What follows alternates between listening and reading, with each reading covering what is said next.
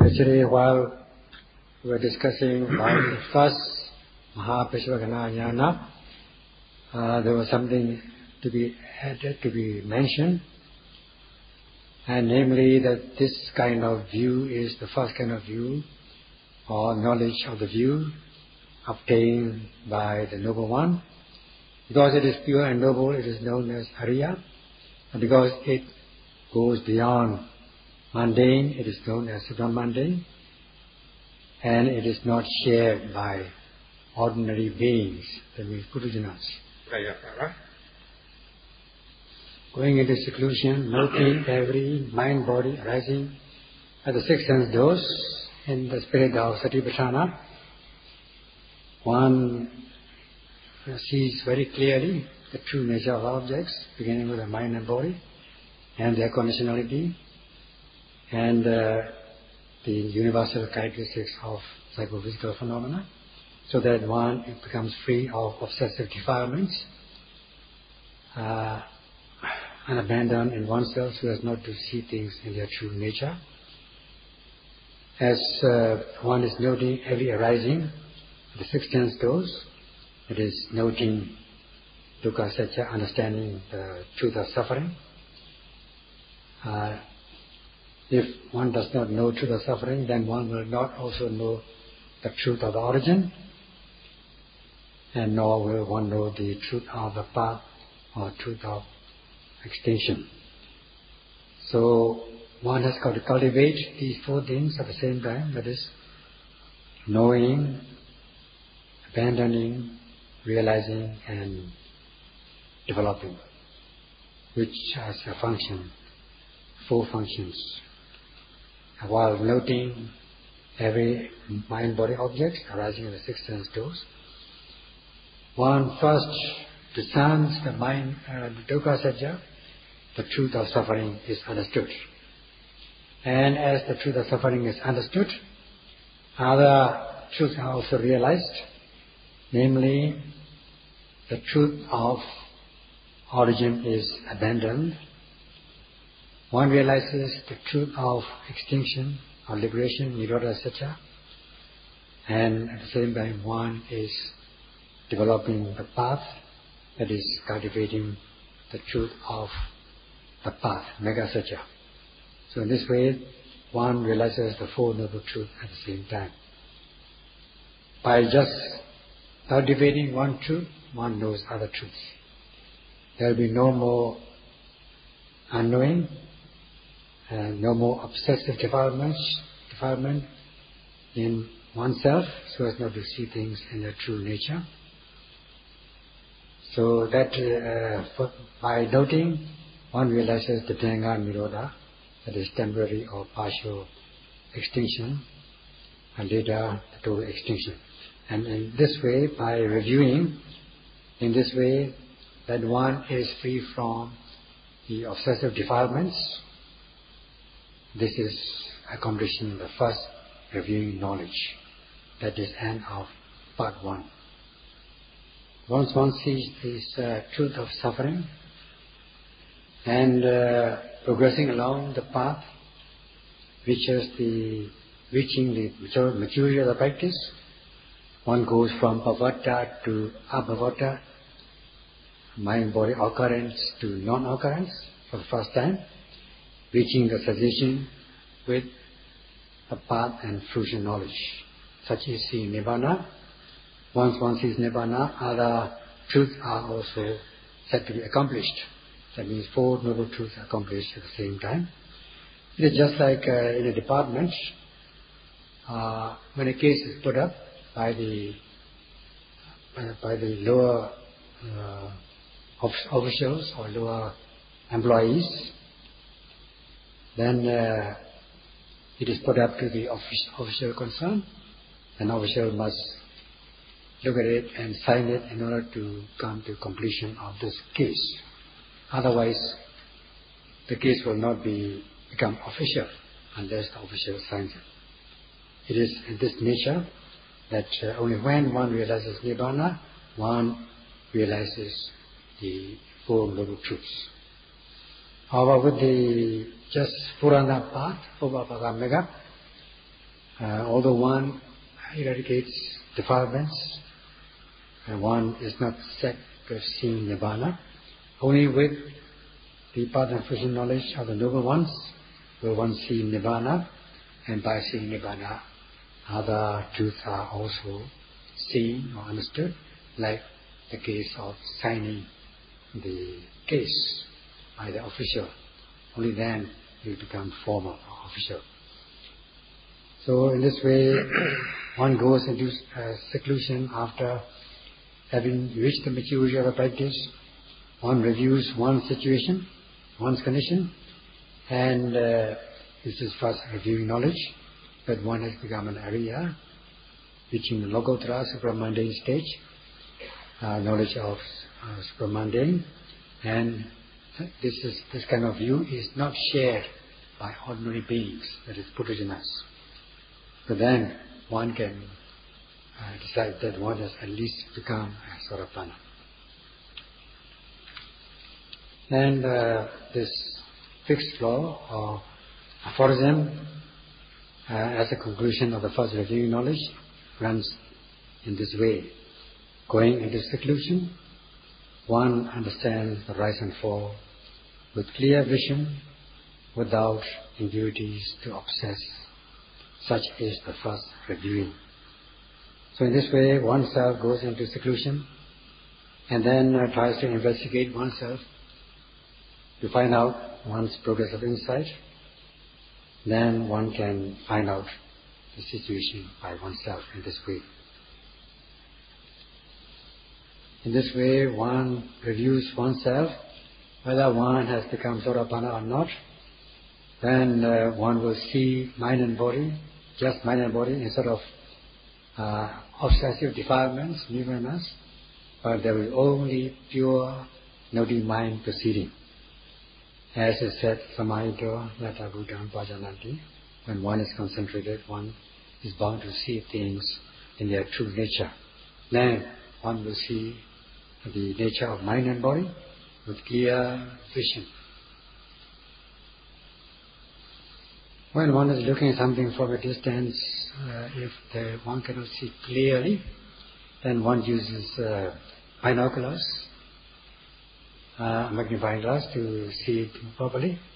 Then one will see it correctly and clearly. So too with the practice, one uses this concentration, mindfulness as a concentration, in order to see things in their true nature clearly. And one is noting like this and progressing along the path.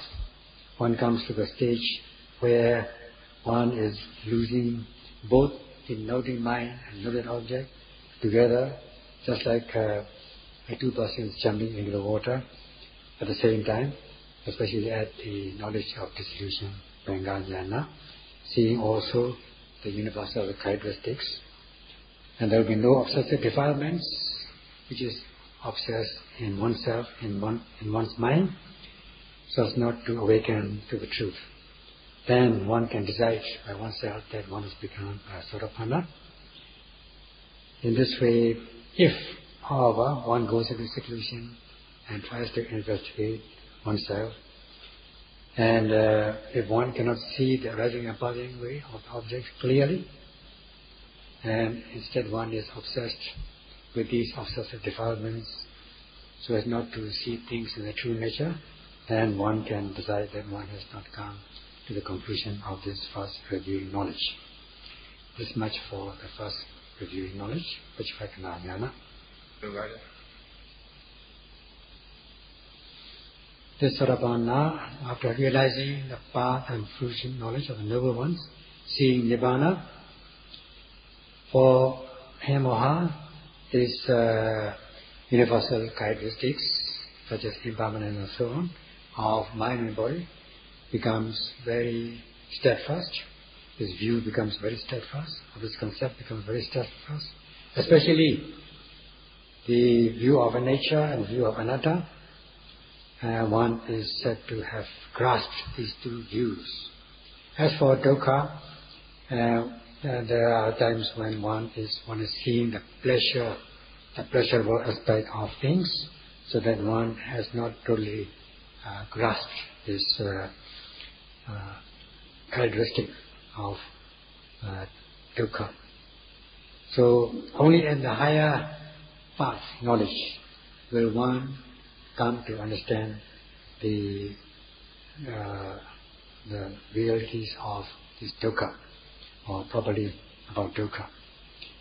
So in this way, one is reviewing, one is considering that by saying to oneself, pursuing, developing and cultivating this view which is noble and emancipating.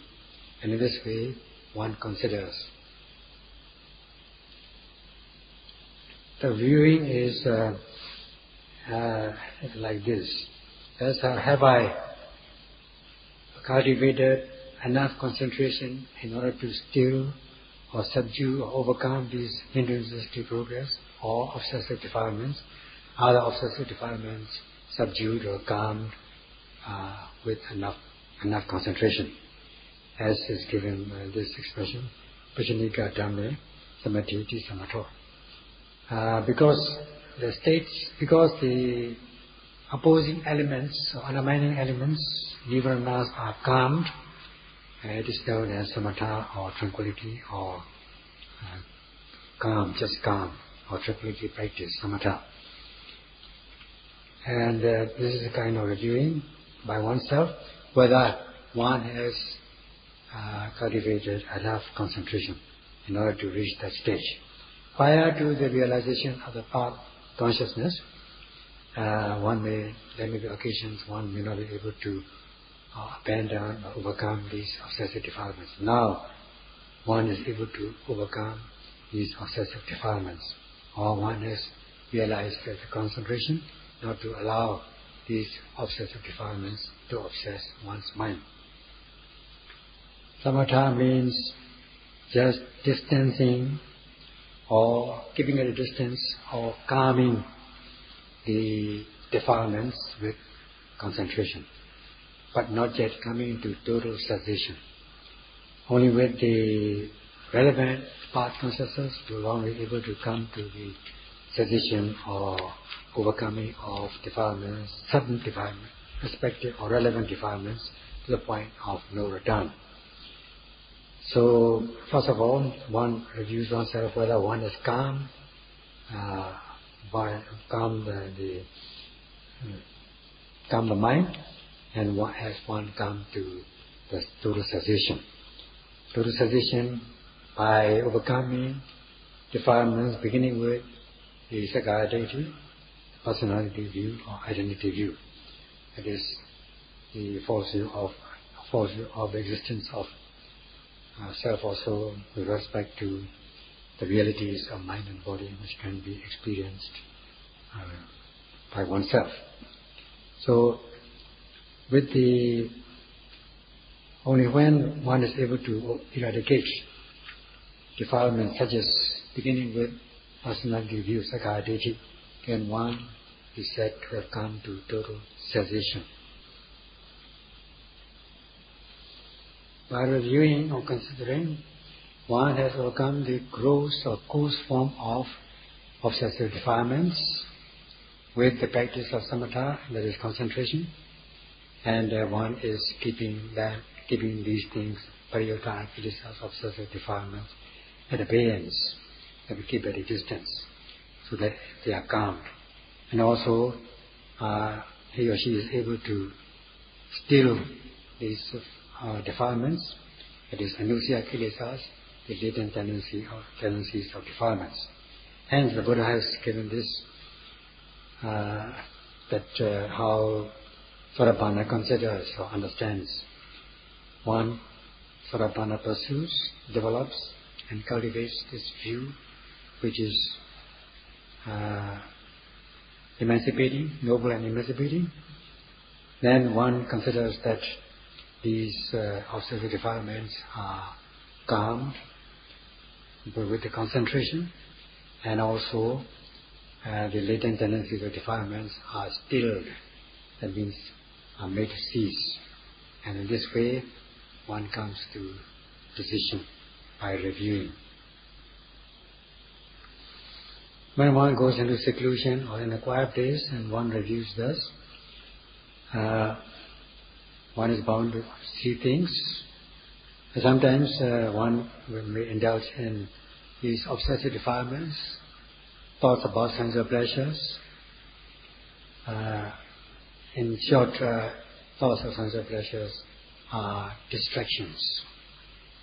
Now, as for Sarapana, one has calmed these distractions. So one reviews thus, or one understands thus, or considers thus, that one has gained enough concentration in order to calm these obsessive defilements.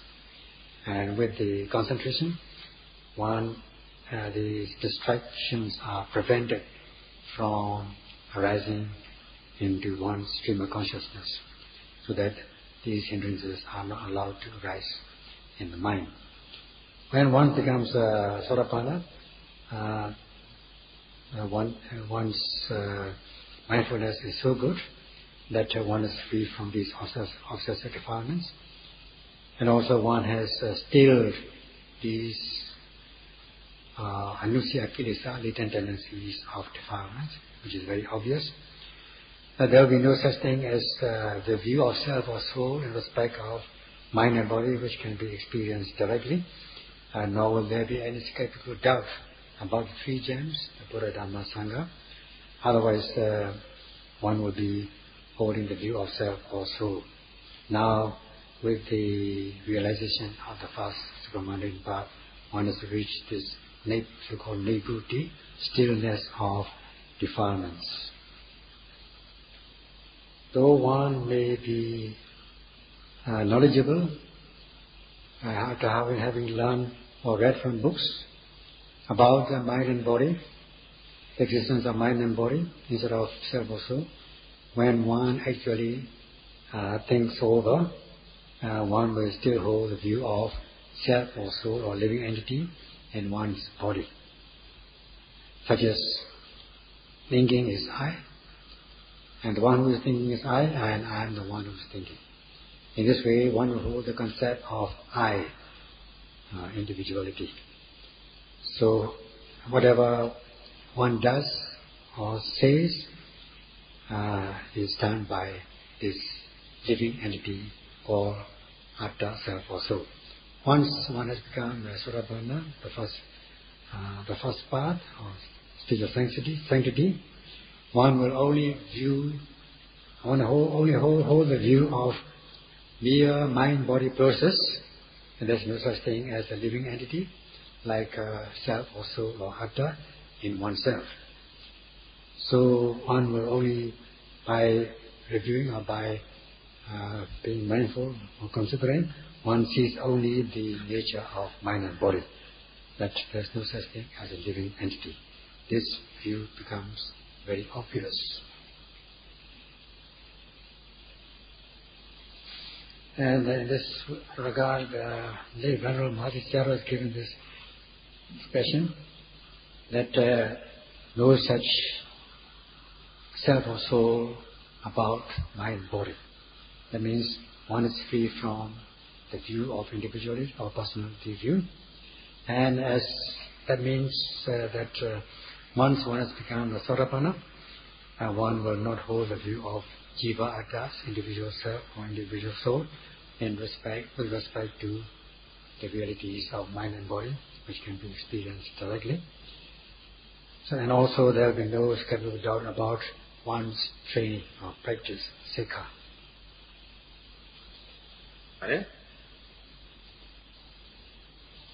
Another view is the view of rites and rituals as the means of liberation, or means leading to the liberation from suffering or from defilements. And as regards Sarapana, he or she is free from this kind of view of rites and rituals as a means leading to the liberation from suffering, known as Silabhara Paramasa. In the text was given this definition of this rites and ritual belief, liberation from suffering, and such kind of view or understanding is known as Silavara Paramasa, view of rites and rituals as leading to liberation from suffering. I had to give you some instances, examples of holding to this rites and ritual clinging, Silavara Paramasa. Some believe that by swimming or by bathing in the river Ganges, that one will wash away one's sins. Once one dips in the water, all the past evil deeds are gone. Such kind of belief. And also by offering sacrificial rites, killing animals and sacrificing and offering to some supreme being. By doing that, one can overcome or be free from evil deeds, and also with the practice of self-mortification, torturing oneself, known in Pali as Adakilamata Yoga, one can overcome, do away with unwholesomeness, or one can cleanse the mind of all impurities by so doing. And also by giving respect or paying homage or worshipping those beings in the Deva Brahma world, the Deva, Brahma and King of Devas, Sakka, one will be reborn in heaven and be able to realize peace and happiness there. Or by just keeping the mind as such without doing anything. Keep the mind as it is. One can realize Nibbana by not doing anything with the mind. Such kind of rites and ritual clinging or belief without the practice of the noble path of constituents and the cultivation of Old Noble Truth is tantamount to practicing this rites and ritual clinging, Silabra, Pramasa and Pali. As for Sorapana, he or she will not accept this kind of view, that is the rites and ritual clinging, Silabra Pramasa anymore. The reason is that one understands that by being able to note the presently arising mind-body as it arises, will one be able to see the realities of mind and body and understand the universal characteristics of mind and body and realize and cultivate knowledge. And this will be only known by one's own personal knowledge. In this way, first of all, one will calm the gross or coarse form of hindrances or obsessive defilements, calm them first with the concentration, and then as one practices insight knowledge, reaching the maturity, one comes to the stilling of formation, stilling of defilements, neighborhood. Only then one will be free from suffering. This can be realized only by one's own practice or on one's own personal knowledge. And one will not hold this view of wrong clinging, rites and ritual clinging. By doing this, by this wrongful practice, this sort of banda will not believe that with this wrongful practice one can realize the wrongful stillness of formations. So,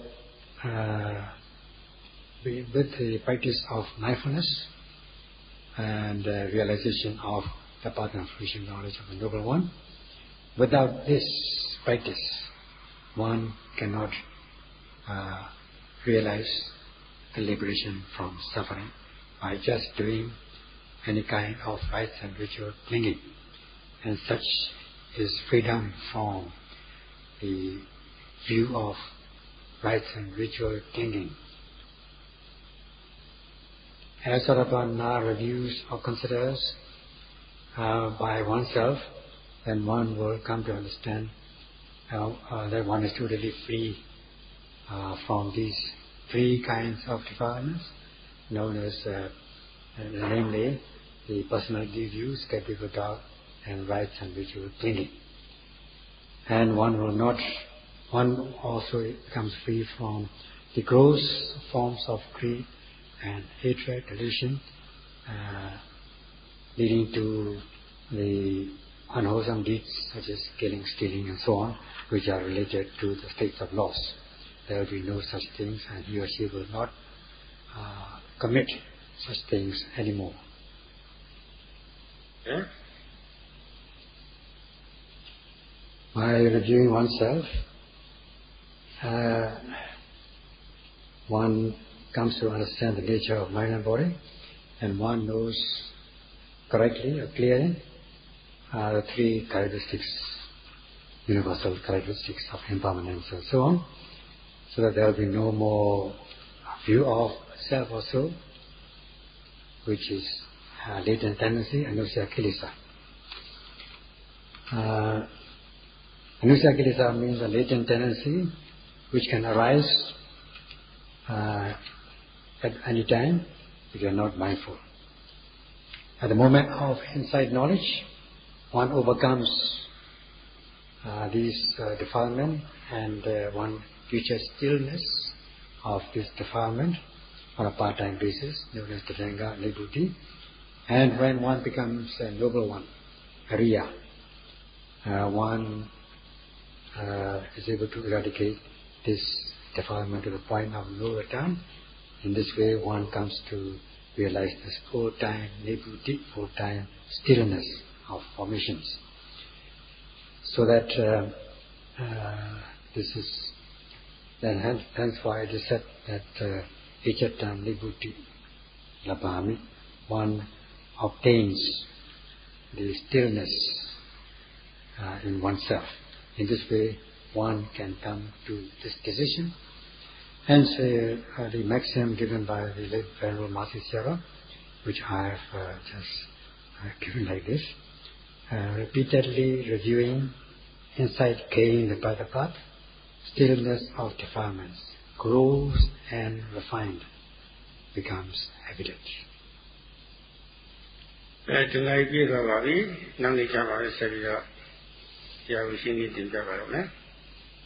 The hour is up, we stop here for the day.